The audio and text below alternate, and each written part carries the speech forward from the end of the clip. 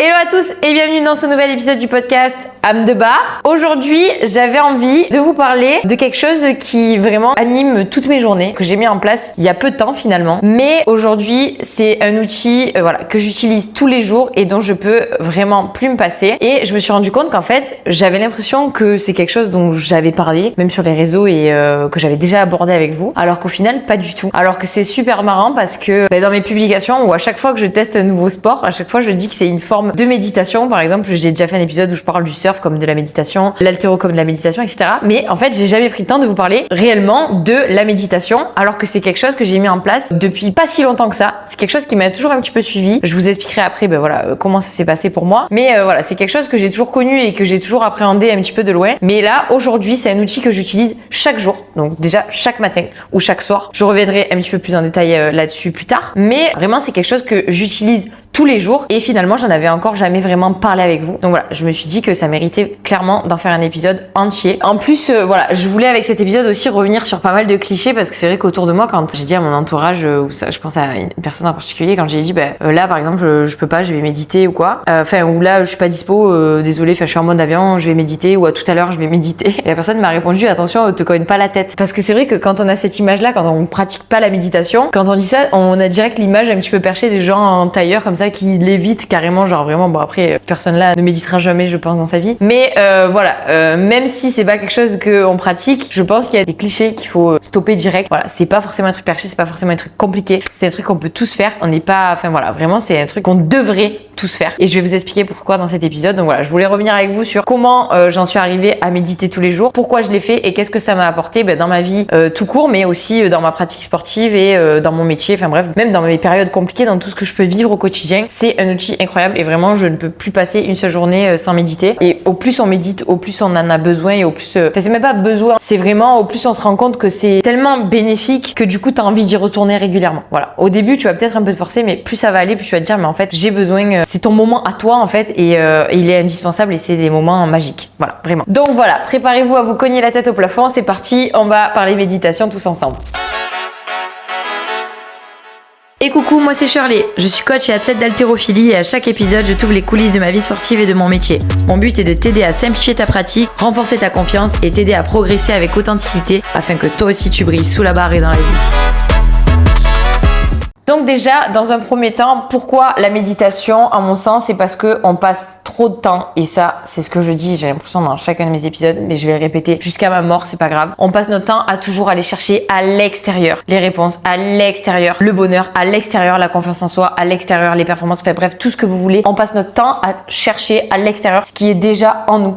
Les seules ressources que vous avez de disponibles, le seul vrai bonheur, la seule vraie confiance en soi, la seule véritable énergie qui va vous servir à avancer dans la vie, elle vient de l'intérieur, les gars. Et la méditation, c'est un retour à soi et c'est un outil qui vous permet déjà de vous en rendre compte et d'aller chercher tout ça. Et vraiment, je me suis rendu compte qu'au final, on passe notre temps à écouter les autres, à demander conseil aux autres, etc. Et au final, jamais nous-mêmes. Alors que vraiment, la seule personne qui pourra t'aider, la seule personne qui sera avec toi toute ta vie, avec qui tu vas mourir, c'est toi, meuf, finalement. Et du coup, la méditation, c'est ce retour à soi qui permet d'aller chercher à l'intérieur et d'aller t'écouter toi pour apprendre à te connaître, etc. Mais ça aussi, j'y reviendrai plus tard. Donc du coup, je vais d'abord vous expliquer un petit peu moi comment j'en suis arrivée là et comment la méditation est rentrée dans ma vie. Donc il y a eu plusieurs étapes. Alors déjà, je pense comme un petit peu tout le monde, j'ai commencé à appréhender la méditation et à la pratiquer vraiment pas par force, mais en fait parce que du coup j'ai fait des cours de yoga, de pilates, etc. Surtout du yoga, et à la fin il y a toujours une petite partie, ils appellent ça relaxation ou méditation, où tu reviens un petit peu à toi. Et c'est vrai que moi j'ai toujours eu beaucoup de mal à lâcher prise. Voilà, je suis une personne contrôlante et du coup lâcher prise, vraiment contrôler mes pensées ou du moins rester dans ma tête, c'était quelque chose qui était ultra compliqué pour moi. Et d'ailleurs on en parlera plus tard parce que la méditation ce n'est pas arrêter de penser, c'est juste apprendre à écouter ses pensées, à les analyser et à les rediriger si nécessaire. Mais voilà, c'est pas arrêter de penser parce que ça c'est impossible, et déjà ça c'était une grosse erreur de ma part parce que c'est ce que je pensais et c'est ce qu'on pense tous à tort finalement avant de pratiquer la méditation, c'est que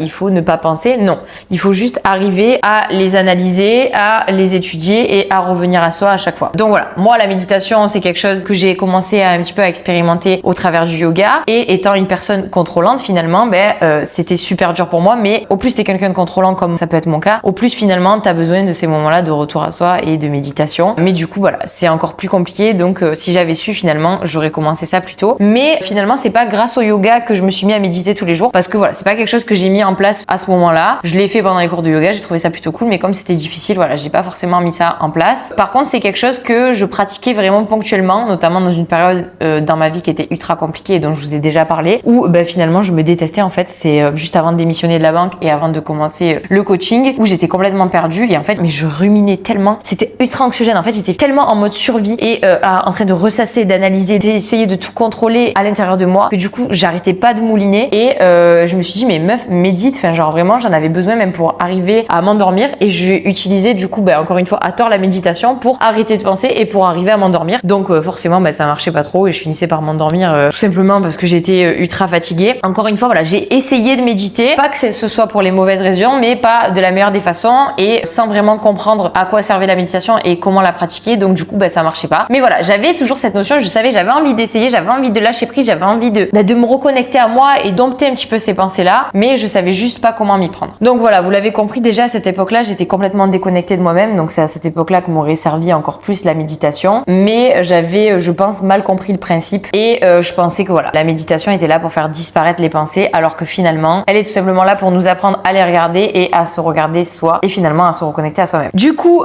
j'y suis revenue bien plus tard dans ma vie, à un moment où ça allait un petit peu mieux, puisque c'était il y a pas si longtemps que ça. C'était juste avant d'aller à Bali. Alors ça s'est intensifié à Bali parce que c'est vrai que j'y suis allée aussi pour ça, pour me reconnecter à moi-même, pour être seule. Et puis quand t'es dans un nouveau pays aussi, tu repars un petit peu de zéro. Donc en fait là, j'ai pu me recréer une routine, la routine parfaite, la routine que j'aurais aimé avoir dans ma vie. Donc voilà, je buvais mon matcha, je mettais dans ma chambre, je mettais de l'encens, je méditais, bam, et après j'attaquais ma journée, j'allais face à l'océan, je travaillais. Enfin vraiment la vie de rêve finalement. C'est quelque chose que j'ai essayé de ramener en France et du coup depuis que je suis rentrée en France, c'est quelque chose que je m'oblige à faire aussi tous les matins. Mais voilà, j'ai commencé à méditer vraiment tous les jours, un petit peu avant de partir à Bali, et notamment grâce à un livre que j'ai lu, qui est un livre de Joe Dispenza. Donc c'est un Américain qui fait des séminaires, bref, je vous laisserai regarder. C'est un livre que j'ai pas avec moi là, mais ça c'est son deuxième, enfin au final je crois que c'est le tome 1. Donc voilà, je vous le montre. C'est pas exactement celui-là qui m'a mis à la méditation, mais c'est le même auteur, donc Joe Dispenza. Mais dans ce livre, ça parle également de méditation et j'ai adoré. En fait, c'est un livre qui est très scientifique. Donc c'est ça aussi que j'ai apprécié dans ce livre, c'est que c'est pas l'approche un peu spirituelle et un peu perchée. Alors je dis tout le temps perché parce que c'est comme ça que moi je le dis et que les gens me comprennent, mais je pense que voilà, il y a plein d'autres termes bien plus valorisants que perché. C'est juste que voilà, c'était une autre approche un peu plus scientifique sur de la neuroscience, donc comment fonctionne ton cerveau, etc. Et en quoi la méditation elle t'aide à pas contrôler, et je vais le dire, mais c'est un mot que j'aime pas parce que vous le savez, j'essaye de ne plus contrôler, donc le mot contrôler me dérange, mais d'appréhender, enfin de dompter un petit peu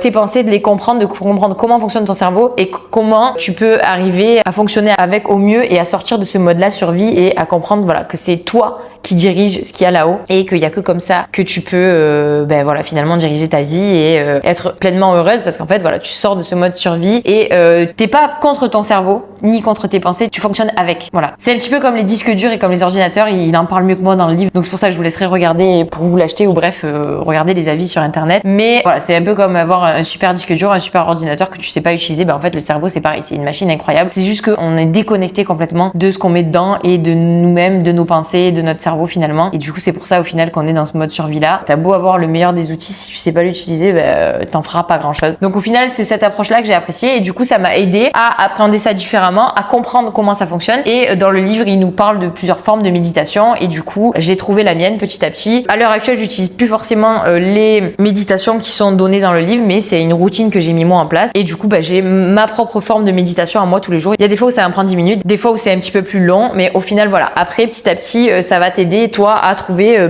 comme pour plein de choses ta forme de méditation à toi, ta routine à toi et comment t'arrives le mieux à retourner à toi, à tes pensées et à trouver le format qui te va le mieux finalement. Je me suis rendu compte aussi, du coup ça m'a aidé à briser du coup tous ces clichés là que j'avais sur la méditation. J'étais persuadée qu'il fallait avoir des heures devant soi, etc., alors que pas du tout. C'est aussi quelque chose que je dis dans chacun de mes épisodes, notamment quand je parle des mini-actions et de l'effet cumulé, mais il vaut mieux 5, 10 minutes, 15 minutes de retour à soi chaque jour que 0. Donc si t'as pas une heure de méditation devant toi, c'est ok. Tu peux juste voilà, trouver une forme de méditation un petit peu plus différente. Il y a aussi la marche méditative, donc tu peux aussi méditer les yeux ouverts et en marchant. Ça c'est quand t'as atteint un autre niveau, c'est comme dans le sport, t'as atteint tu passes des caps et t'atteins des paliers. Mais voilà, tout est possible et finalement, donc ça m'a aidé à briser tous ces a priori que j'avais là et à mettre ça en place petit à petit en méditant même les jours où j'ai pas forcément le temps. Et maintenant, voilà, c'est quelque chose dont je peux plus me passer. Les jours où j'ai pas le temps de méditer le matin, bah, du coup, je le fais le soir. Mais vraiment, il n'y a pas une journée qui passe sans que je fasse ma méditation. Et comme je vous disais, voilà, il y a plusieurs formes de méditation. À vous de trouver celle qui vous correspond. Mais moi, voilà, ce livre, il m'a aidé vraiment à casser tous ces a priori là, à comprendre, mais du coup, scientifiquement, pourquoi c'était intéressant, mais comment aussi le mettre en place dans mon quotidien. Et du coup, voilà, c'est pour ça que j'en suis là aujourd'hui. Deuxième chose, du coup, que je voulais aborder avec vous aussi, c'est ce que m'a fait réaliser, du coup, cet outil, c'est que je ne suis pas mes pensées. Donc, j'ai commencé un petit peu à vous l'expliquer quand je vous ai parlé de l'ordinateur, etc.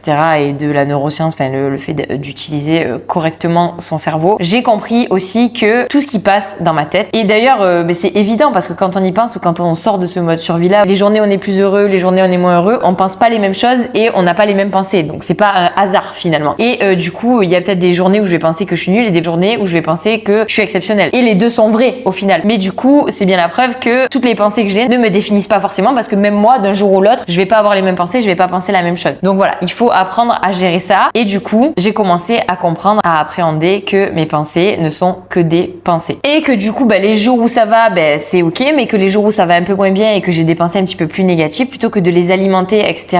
et du coup d'en créer des émotions négatives et du coup après c'est un cercle vicieux. Au plus tu penses à un truc qui t'angoisse, au plus tu rentres dans ce mode la survie, au plus t'as des pensées qui vont avec ce mode survie là, au plus tes émotions alimentent ces pensées, au plus tu crées des émotions en rapport avec... Enfin bref, vous avez compris le schéma. J'ai appris à vivre avec ça et à me dire c'est ok.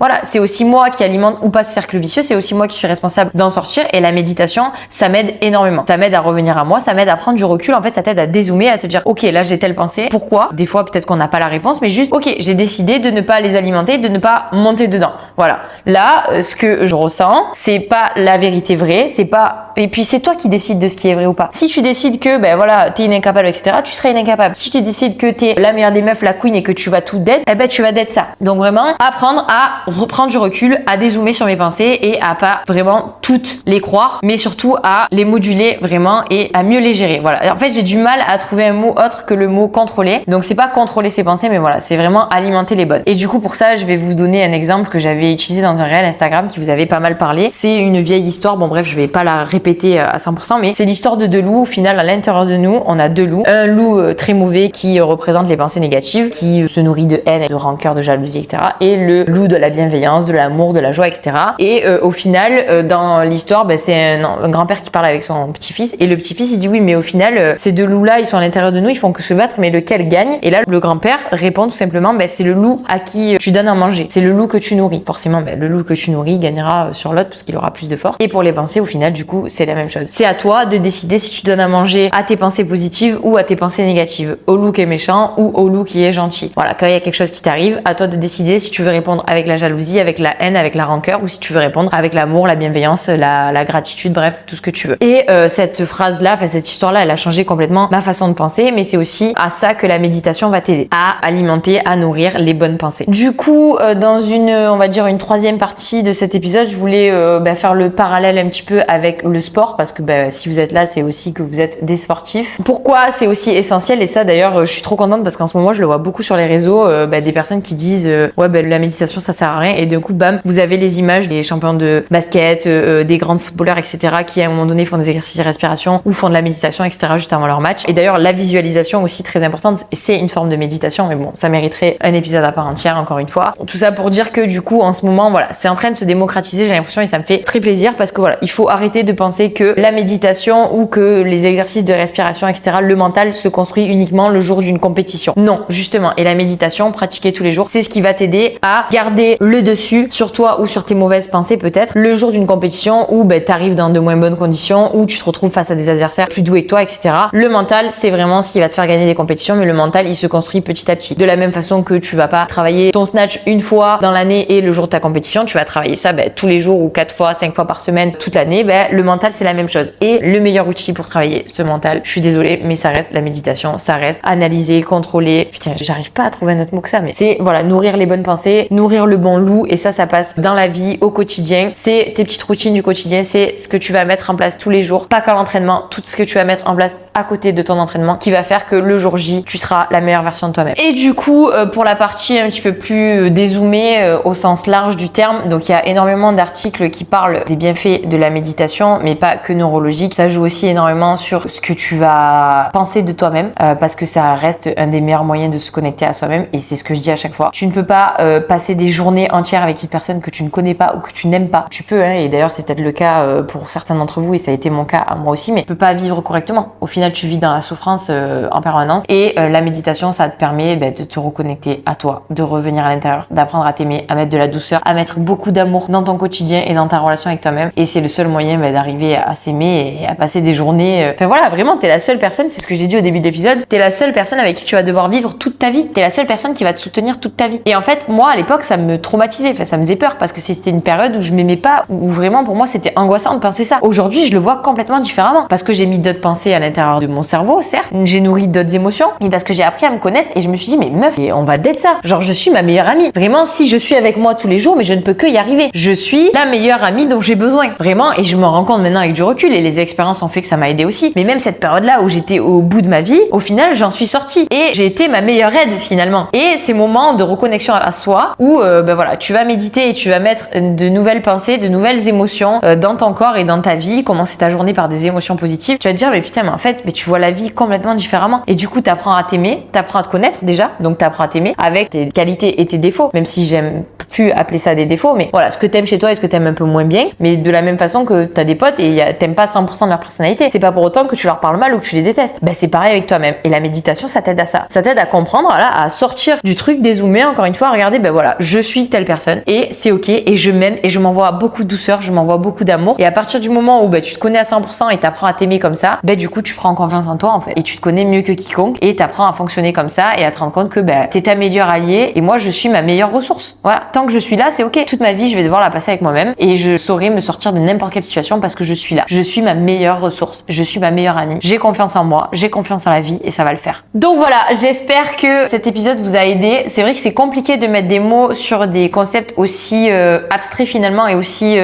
subjectifs parce qu'en fait, la méditation, ça peut être une chose pour moi et une chose différente pour toi, mais voilà. Il y a quand même des clés pour mettre ça en place dans ton quotidien. J'espère vous les avoir données. J'espère que vous avez compris que c'était essentiel et que voilà, c'est quelque chose qui a changé ma vie et qui j'espère changera la vôtre. Si vous avez des questions encore une fois ou si vous avez besoin qu'on aille un petit peu plus loin sur le sujet, n'hésitez pas à me le dire en commentaire, à m'envoyer un message, que ce soit sur YouTube, peut-être pas sur les différentes plateformes d'écoute comme Spotify, etc. parce que je suis pas sûre d'avoir accès aux messages. Enfin, je sais pas vraiment comment ça fonctionne, mais envoyez-moi un message ici ou sur Instagram, j'y répondrai volontiers. Si je vois que j'ai beaucoup trop de questions, j'en ferai un nouvel épisode, une suite de l'épisode sur la méditation. Si je devais conclure du coup cet épisode, j'ai compris que du coup la méditation c'était pas devenir quelqu'un d'autre, mais c'était au contraire revenir à soi, réapprendre à se connaître et à s'aimer vraiment. Et c'est l'unique façon d'être épanoui dans son quotidien, dans son travail, dans ses relations sociales, dans son sport, dans sa discipline. Et c'est ça qui est incroyable parce qu'au final vous avez besoin de rien, vous avez juste besoin de vous, d'un moment calme, d'un peu d'encens si vous en avez envie, comme moi j'adore ça. En plus j'en ai ramené plein de Bali donc je me régale. Mais voilà, vous avez déjà toutes les clés en vous, il suffit d'aller les chercher à l'intérieur. Et la méditation pour moi, ça reste le meilleur des outils. Voilà, j'espère encore une fois que cet épisode vous a plu et je vous dis rendez-vous la semaine prochaine pour un nouvel épisode.